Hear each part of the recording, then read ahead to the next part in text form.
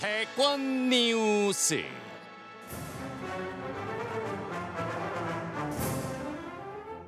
(2022년 3월 9일) 수요일 치러질 20대 대통령 선거를 앞두고 여야 후보들의 각축전이 치열합니다. 요동치는 대선 판도에 어떤 일이 있었는지 알기 쉽게 정리해드립니다. 대권 뉴스. 대선 앞두고 꼭 알아야 할 정치권 소식 전해줄 분 소개합니다. 컴퓨터처럼 정확한 시사평론 백컴 배정호 세한대 교수입니다. 안녕하십니까, 배정호입니다. 최수영 시사평론가입니다. 안녕하십니까, 최수영입니다. 자, 이제 오늘로 대선까지 82일입니다. 배 교수님, 일단 네. 오늘 갤럽 조사 결과부터 한번 짚어볼까요? 네, 갤럽 여론조사 결과 특징은 2달 만에 이재명 후보가 윤석열 후보를 역전을 했습니다. 지난 10월 20일 이후에 역전을 했는데 2주 전만 해도 따라붙어서 36대 36 동률이었습니다. 그런데 이번에 이재명 후보는 36% 그대로 유지했는데 윤석열 후보가 1%포인트 하락했어요. 네. 역시 최근에 계속되고 있는 김건희 씨 아내 허위 경력 의혹의 영향이 아닌가 이렇게 생각이 되고요. 네. 캐스팅 보트라고 할 수 있는 중도층에서 큰 변화를 보였습니다. 이재명 후보 37%, 반면에 윤석열 후보는 27%밖에 기록을 하지 못했는데요. 지금 문제는 윤석열 후보 측에서 깔끔하게 사과를 하지 않고 있어요. 아내 같은 경우도 사실관계 여부를 떠나서 사과드린다라고 하고 있고, 지금 윤석열 후보 같은 경우는 여권의 기획공세로 몰아붙이고 있기 때문에 만약에 깔끔하게 사과를 하지 못하고 이 문제를 계속 끌고 가면은 지금 같은 여론의 지지율 하락 양태가 좀 계속되지 않을까 이렇게 좀 전망이 됩니다. 네, 자 개요를 좀 말씀드려야 될 것 같아요. 이번 갤럽 조사는 지난 14일부터 16일까지 4일간 전국 만 18세 이상 성인 1,000명 대상으로 실시했고요.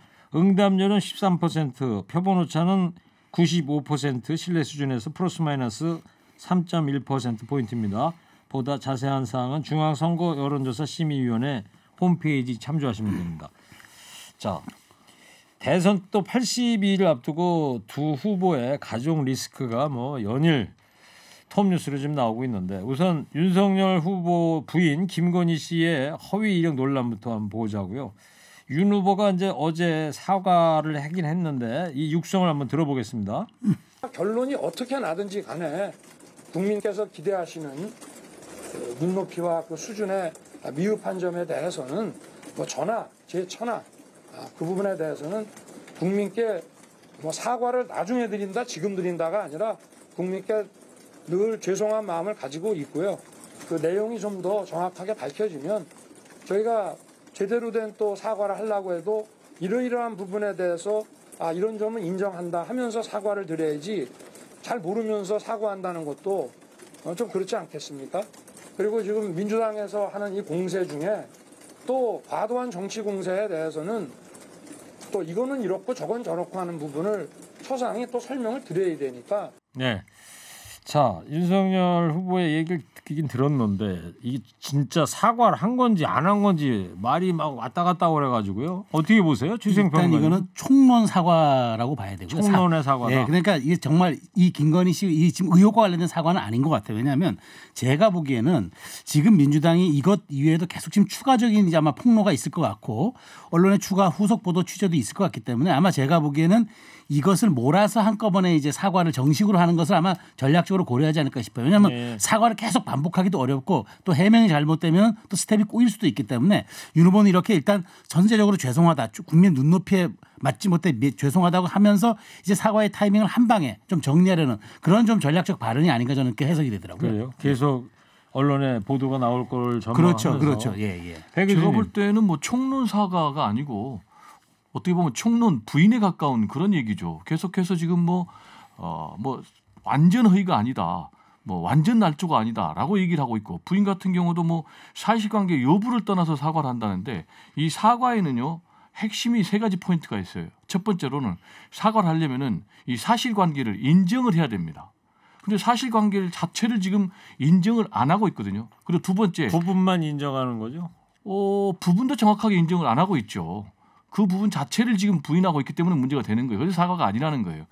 그러면 이제 지금 내놓는 사과는 그래서 거짓 사과라는 것이고, 두 번째로 정확하게 말씀하신 대로 팩트에 대해서 잘못에 대해서 인정을 한 다음에 그 부분에 사과를 해야지 그게 두 번째로 정확한 사과다. 그리고 세 번째로는 사과한 다음에 거기에 대해서 합당한 책임을 져야 되는데 이 부분과 관련해서 뭐 특정인을 편드는 게 아니라 이재명 후보 같은 경우 훨씬 전략적으로 잘 하는 것 같아요. 네. 아들의 지금 불법 도박 문제와 관련해서 바로 그냥 4시간 만에 그 잘못을 한 것이 맞습니다. 그리고 아들과 함께 머리 숙여 사과합니다. 그리고 법적 책임을 져야 된다면은 합당한 책임을 지겠습니다. 이 세 가지를 딱 떨어지게 얘기를 했거든요. 따라서 윤석열 후보도 지금 계속해서 이거를 미루면은 지지율 하락이 상당히 걷잡을 수 없을 정도까지 갈 우려도 있다. 이렇게 전망이 됩니다. 전 사과를 해야 된다고 뭐 할 거예요. 하는데 제가 보기에는 아마 그것을 종합적인 아마 해명과 소명 이런 것들을 곁들인 사과가 될 거다. 이런 얘기를 한 거죠. 네. 자, 그리고 한겨레 보도에 따르면 또 다른 허위 경력 기재건이 나왔죠? 그렇습니다. 김건희 씨 지금 허위 경력 사용 사실이 계속해서 늘어나고 있는 그런 상황인데요. 이력 문제에서 수상 경력 문제에서 지금 학력 허위 위조 의혹으로 계속 확산이 되고 있는데 한겨레가 또 이번에는 이제 폭로를 했어요. 한림 성심대 강사 지원 때 수상 경력을 허위로 기재했다라는 것인데요. 2001년도에 한림 성심대 강사 임용 제출 이력서를 냅니다. 그래서 채용이 돼서 3년간 근무를 했는데요. 여기에 자신이 1995년도에 미술 세계대전 입상 우수상 받았다라면서 손글씨로 적어냈거든요. 그런데 당시에 입상자가 230명인데 여기에 본인이 이름을 개명하기 전에 이름 김명신 이름도 없고 현재 이름 김건희도 없는 것으로 확인이 됐습니다. 네, 김종인 위원장도 빨리 사과할수록 좋다고 했는데 이 사과의 타이밍을 놓치는 거 아니냐 이런 지적에 대해서는 최수영 평론가님 어떻게 생각하세요?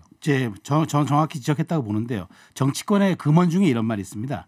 실수보다도 실기를 더 무서워해야 한다. 그러니까 이게 타이밍을 놓치면은 이게 정치는 타이밍이 전부거든요. 그런 점에서 저도 지금 아쉬운 건 아마 이제 윤석열 후보가 검사 출신이기 때문에 법리적 생각도 하는 것 같아요. 그러니까 어느 선까지 법적 책임을 얘기하면서 가이드라인을 두고 소상하게 해명하고 사과를 할지 아마 그런 부분 같은데 그럼에도 불구하고 이게 자꾸 뒤로 미뤄지면은 지금 여론조사에도 봤지만 이번에 3일 동안 그게 다 반영이 되니까 김건희 리스크가 반영이 되니까 지지율이 하락이 됐지 않습니까? 이런 추세 이런 맥락들의 흐름을 잘 읽어야 된다. 네. 그렇다면 너무 뒤로 미룰 것은 아니다라는 것은 저도 분명히 보입니다.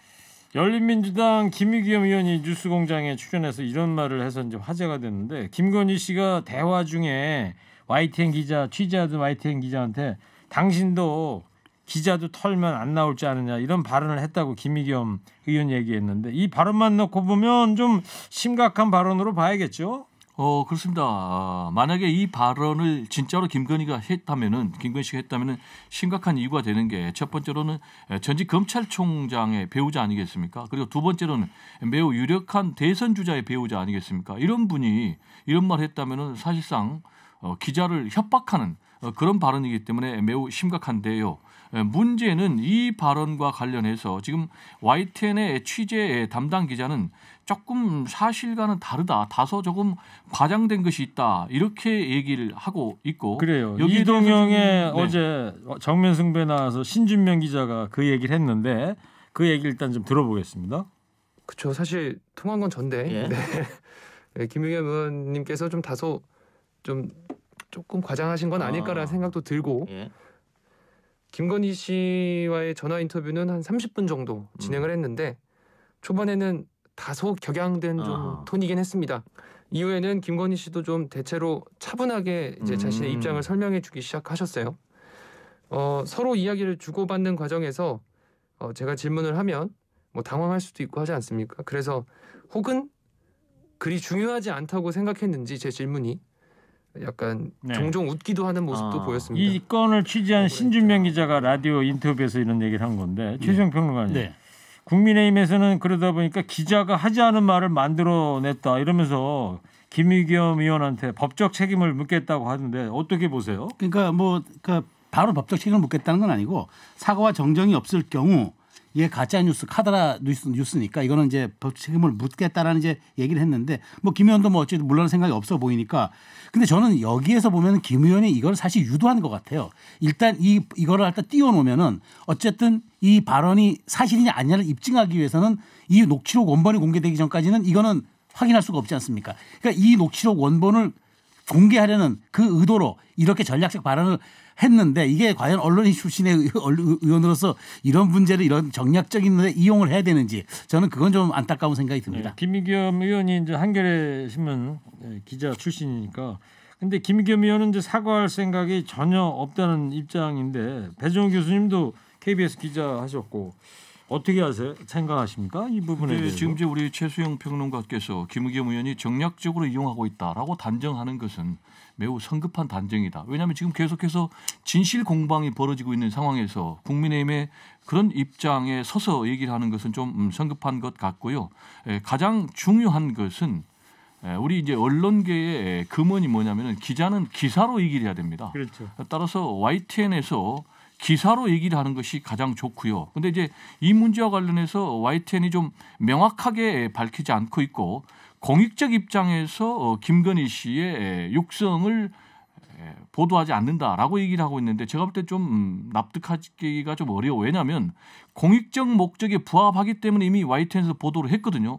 그렇다면은 만약에 김건희 씨하고 약속을 하지 않은 것이라면은 당연히 이런 논란이 일고 있는 사안에 대해서는 뉴스 가치가 있다면은 육성을 내보내서 진실 공방을 깔끔하게 네. 정리하는 것이 맞다라는 생각이 좀 듭니다. 알겠어요. 네.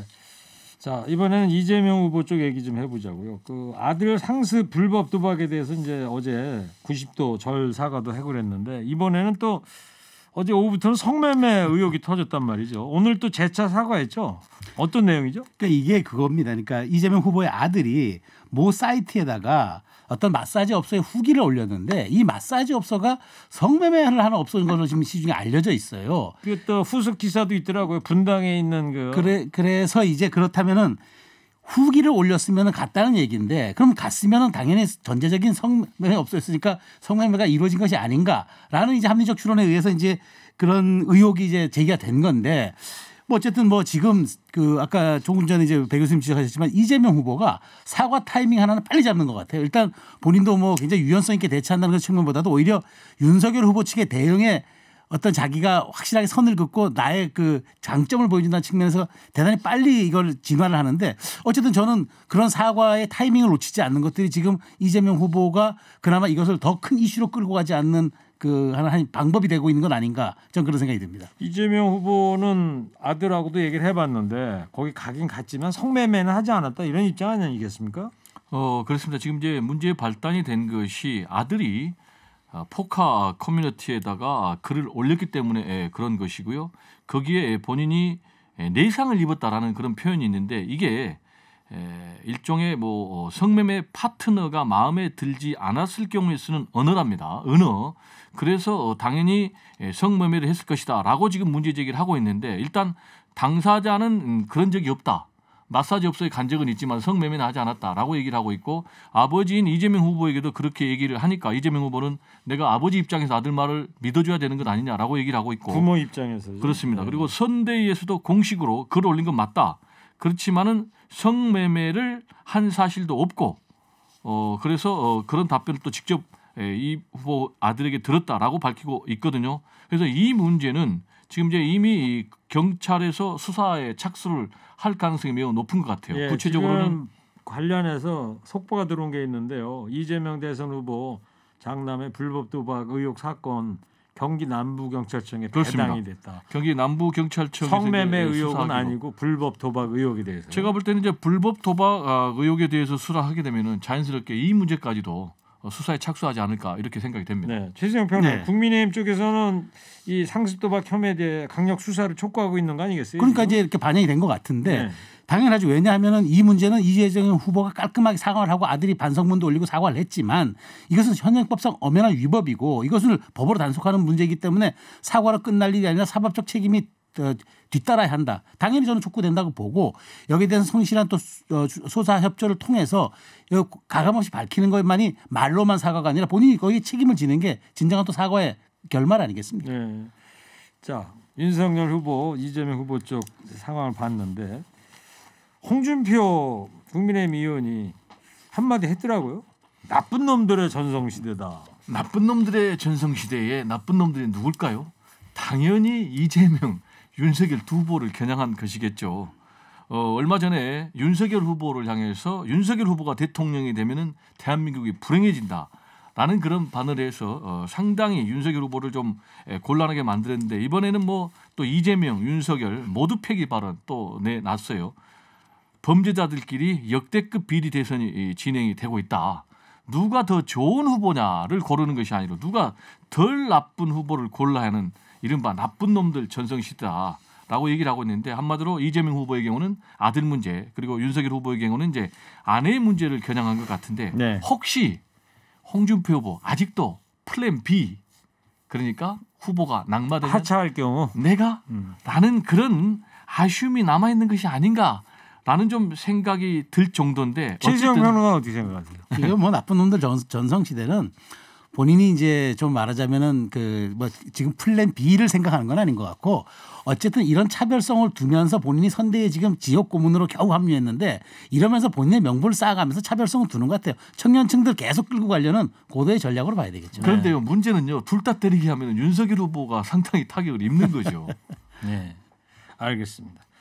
자, 여기까지 얘기하고요. 그 김종인 위원장의 그 손실보상 얘기를 좀 해보려고 하는데 100조를 얘기를 했었는데 집권 후의 얘기다 이런 단서를 달았었는데 좀 태도가 바뀐 것 같습니다. 추경 얘기가 나오던데요. 네. 그러니까 지금 그 김종인 위원장 얘기는 내가 말한 100조는 장기적인 코로나 사태를 대비해서 기금을 100조를 방파제를 구성해서 이제 나중에 좀 순차적인 대비를 하는 어떤 두터운 벽을 좀 쌓자라는 얘기라고 이제 말을 바꿨어요. 그런데 사실 지금 이 정부가 지금 다시 방역 거리두기 했잖아요.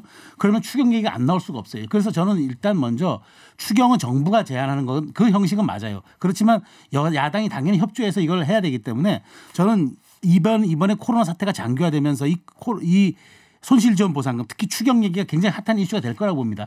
그러면 김종인 위원장이 100조 단서 달고 저 집권 이야기라고 단서를 달고 태도를 바뀔 게 아니라 문제를 선제적으로 치면서 이런 거를 메가 어젠다를 치고 나가야지 윤석열 리스크도 해소할 수 있지. 이게 지금 뒤로 미루고 우리가 집권 후에 하니까 추경은 문재인 정부 권하니까 당신들이 국회에 제출해라. 이렇게 약간 발을 빼는 스탠스는 제가 보기에 이거는 선거 전략으로는 현명하지 못한 판단인 것 같아요. 그런데요 집권 후에 배경이 있는 거예요. 그게 무슨 얘기냐. 대선 전에요. 손실보상금이 나가면은 결국은 여권이 더 상당 부분 이익을 볼 것이다. 라는 그런 정치적인 계산이 담겨 있는데 그걸 떠나서 정말로 소상공인 자영업자들에게 도움이 되는 것이 뭐냐라는 측면에서 진정성을 가지고 접근하는 것이 대선에 더 유리한 전략이 아닌가 생각이 됩니다. 네. 그 정부에서는 이 추경에 대해서 난감한 입장을 계속 보이고 있는 거 아니겠어요? 그렇습니다. 지금 정부는 한결같이 재정 건전성 등을 이유로 추경에 대해서 난감하다라는 입장인데요. 저는 좀 다르게 생각을 합니다. 지금 이미 여야가 추경에 대해서 어느 정도 필요하다라는 이제 공감대를 형성해 가고 있고 가장 문제는 지금 2년 가까이 이 코로나19로 인한 피해가 계속되고 있기 때문에 지금 뭐 총 걸기까지 지금 한다는 건 아니겠습니까? 다음 주 수요일 날 자영업자분들 지금 이제 모인다고 오미크론 그러죠. 등등 해가지고 뭐 얼마 후에는 지금 뭐 신규 하루 확진자가 뭐 3만 명까지 간다는데 뭔가 좀 선제적이고 적극적인 확장적인 재정 정책을 좀 펼 필요가 있다라는 생각이 저도 그건 듭니다. 동의하고요. 저도 선지급 후보상 해야 되고 지금 사실 자영업자들 이 문제는 자영업자들의 동의, 자영업자들의 이런 협조 없이는 이걸 이끌어 갈 수도 없고 이끌어 가서도 안 돼요. 이 점은 정말 정치권이 이건 여야를 떠나야 됩니다. 알겠습니다. 자, 대권 뉴스 오늘 여기서 마감하고요. 마지막으로 오늘의 한 줄 평 하는 시간 갖겠습니다. 헤드폰 다 끼워주시고요. 오늘은요 가족 리스크에 씨름하는 윤석열, 이재명 두 후보한테 보내는 한마디 해주시기 바랍니다. 배 교수님은 윤석열 후보한테 해주시고 최수영 평론가는 이재명 후보한테 하는 걸로 할게요. 자, 먼저 배 교수께서 윤석열 후보한테 한 줄 평 해주기 바랍니다. 3, 2, 1. 가화 만사성 수신 제가 배 교수님 눈치 좀 챙기세요. 눈치 챙기래요. 요즘 AI가 말이죠. 눈치가 대단합니다. 자, 이어서 최수영 평론가가 이재명 후보한테 한 줄 평 해주세요. 3, 2, 1. 무자식이 상팔자라더니 유자식 하팔자네. 내 일할 줄 알았다. 창의적이지가 않다는데요. 알겠습니다. 자, 대권 뉴스 여기서 마감하겠습니다. 지금까지 배정호 교수, 최수영 시사평론가였습니다. 감사합니다. 고맙습니다. 감사합니다.